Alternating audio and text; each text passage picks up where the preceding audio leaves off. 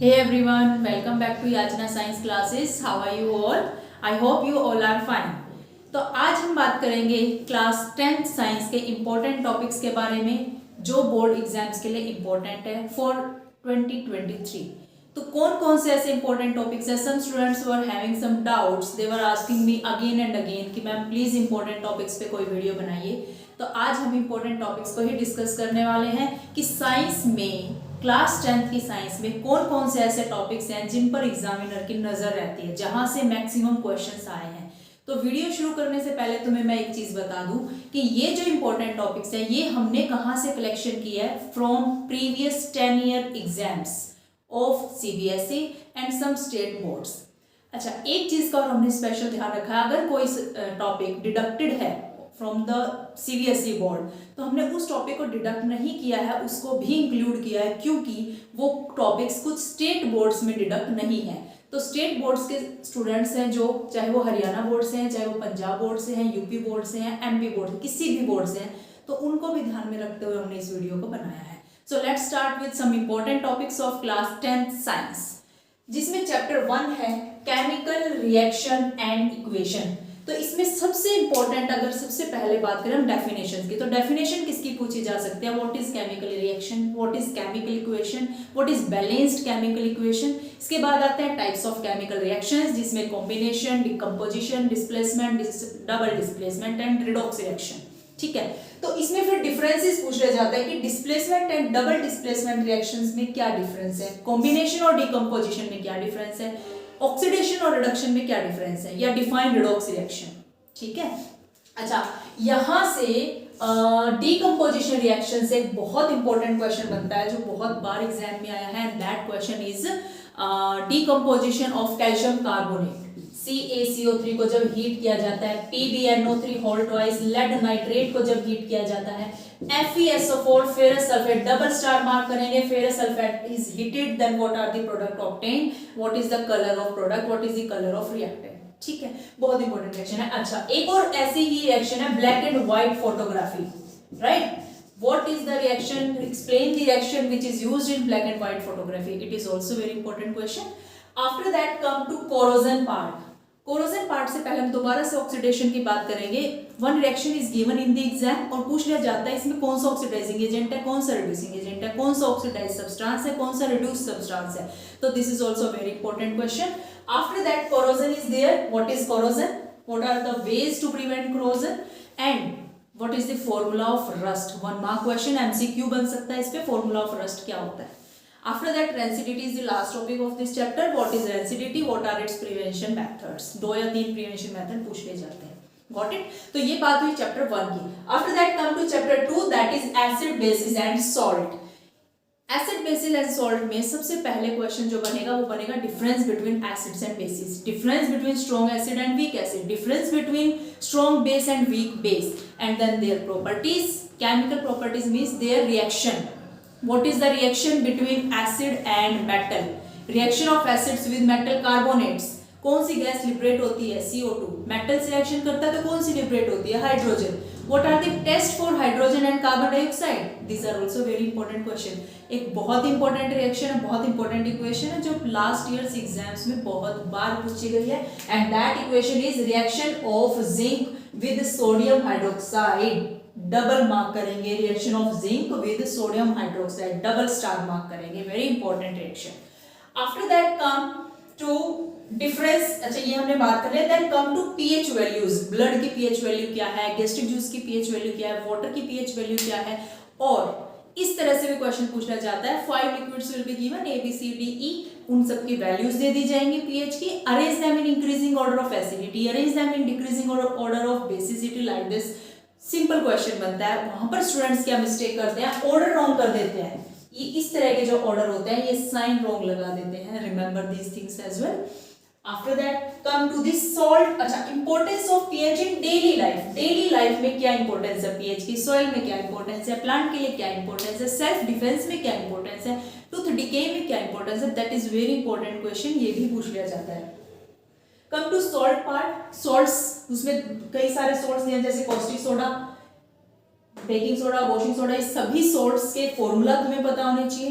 Common name तुम्हें पता होना चाहिए, उनके प्रिपरेशन मेथड क्या है, उनकी प्रॉपर्टीज क्या है, यूजेस क्या है, यूजेस पे भी क्वेश्चन पूछा जाता है। फॉर एग्जांपल वो दे देते हैं कि salt A is used to make crispy pakoras.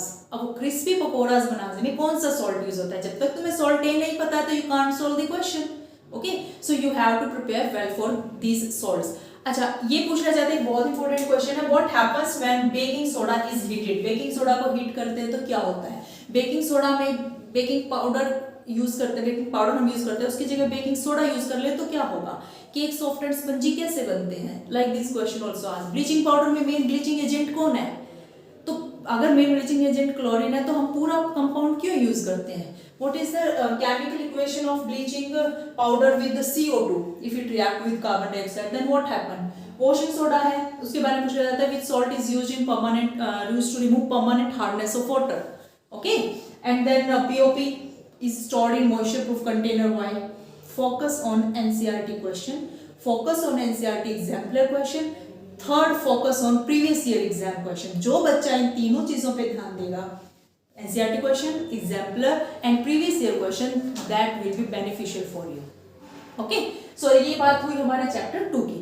Now come to chapter 3, that is metals and non-metals. Again come to differences, difference between metals and non-metals. कोई भी बच्चा इसका आंसर दे सकता है, बट जब क्वेश्चन पूछा जाए difference between metals and non-metals on the basis of chemical properties, on the basis of physical properties, वहां पर लिमिट लगा दी एग्जामिनर ने, ठीक है, तो उस लिमिट को ध्यान में देते हुए कौन इसका आंसर कर पाता है। After that come to properties. Metal react with oxygen, what happen? कुछ ऐसी मेटल है जो बिना बर्न किए ही, बिना जलाए ही ऑक्सीजन से रिएक्शन कर जाती हैं। ऐसी कौन सी मेटल है। कुछ ऐसी है जिनको जलाना पड़ता है, कुछ ऐसी है जिनको प्रोलॉन्ग्ड हीटिंग करनी पड़ती है। फॉर एग्जांपल कॉपर, वो फास्ट रिएक्शन नहीं करता है ऑक्सीजन के साथ। After that come to water. कौन सी मेटल कोल्ड वाटर से करते हैं, कौन सी हॉट से करते हैं, कौन सी स्टीम से करती है। Focus on that point. For example very important reaction of iron with steam, it is very important question in 1 mark, कई बार ये एग्जाम में आया है।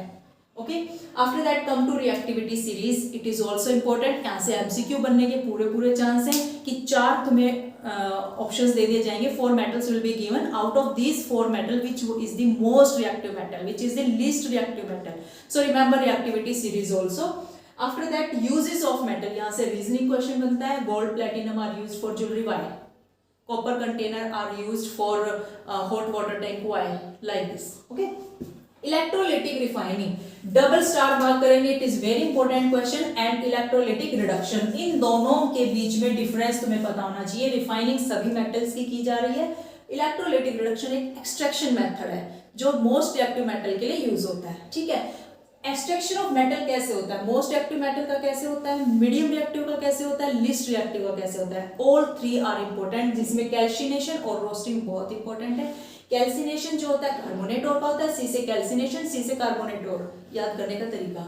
रोस्टिंग होती है सल्फाइड और जो होता है फॉर एग्जांपल जिंक सल्फाइड, उसकी रोस्टिंग होती है, ठीक है। फिर आता है कोरोजन, ये बहुत छोटा और इजी टॉपिक है, यहाँ से क्वेश्चन बन जाता है। कोरोजन क्या होता है, प्रिवेंशन मेथड क्या, जो कि फर्स्ट चैप्टर में भी हमने बात की थी। यहाँ पर इंपॉर्टेंट है कि कॉपर पे कोरोजन होता है, किस कलर का कॉपर हो जाता है, ग्रीन कलर का। किस चीज की कोरोजन उसके ऊपर होती है, आयरन की कैसे होती है, सिल्वर की कैसे होती है, क्या रिएक्शन होती है, क्या प्रिवेंशन मेथड है। लास्ट टॉपिक है यहाँ से एलॉयज, एलॉयज को भी भूलना नहीं है। ब्रॉन्ज, ब्रास, स्टेनलेस स्टील के बारे में तुम्हें पढ़ना है, कैसे वो एलॉय बनते हैं, क्या उनकी प्रॉपर्टी है।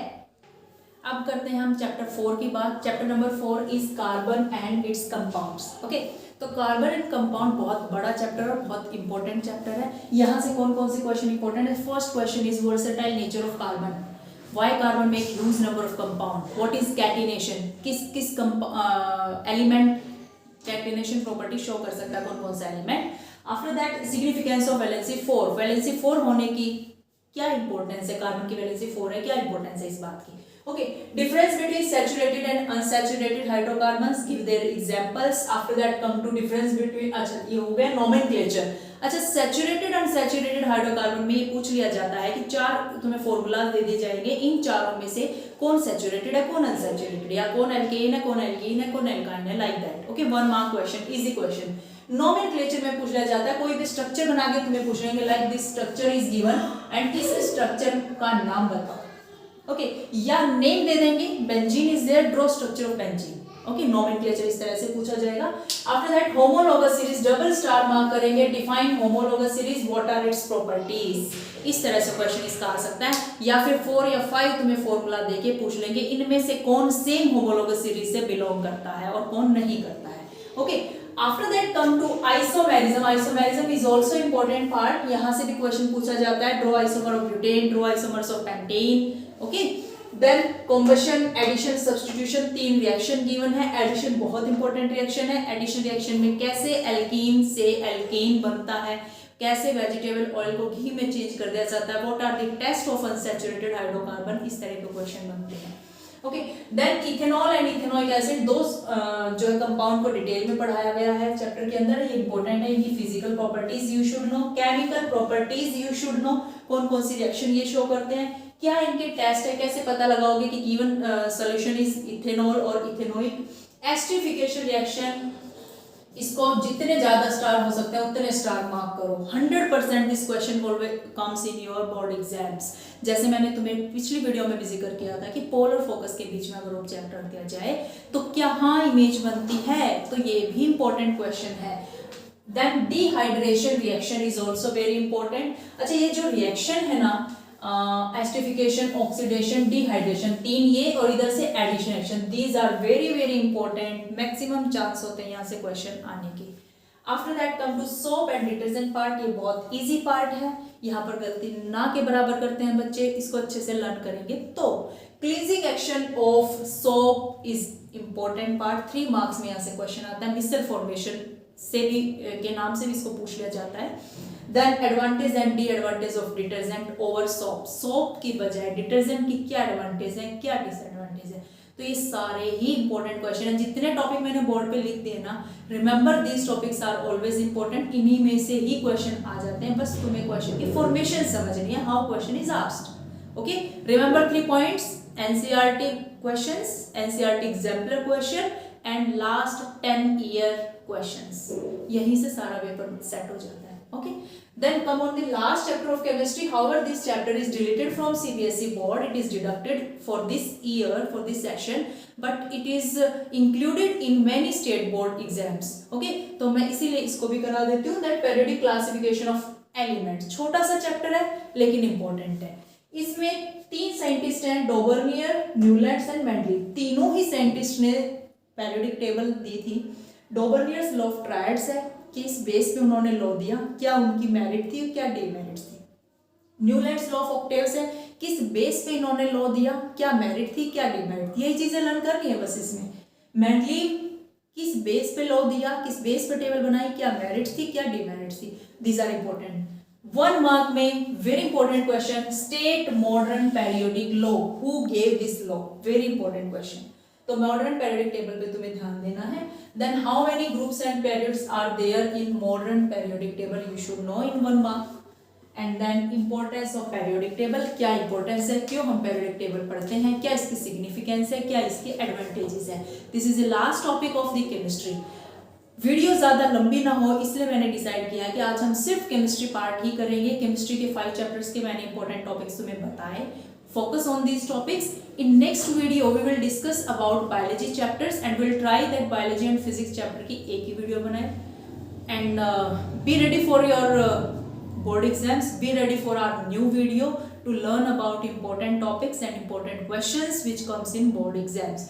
I hope these important topics and questions will help you a lot in your board exams. All the best for your exams. Thank you everyone.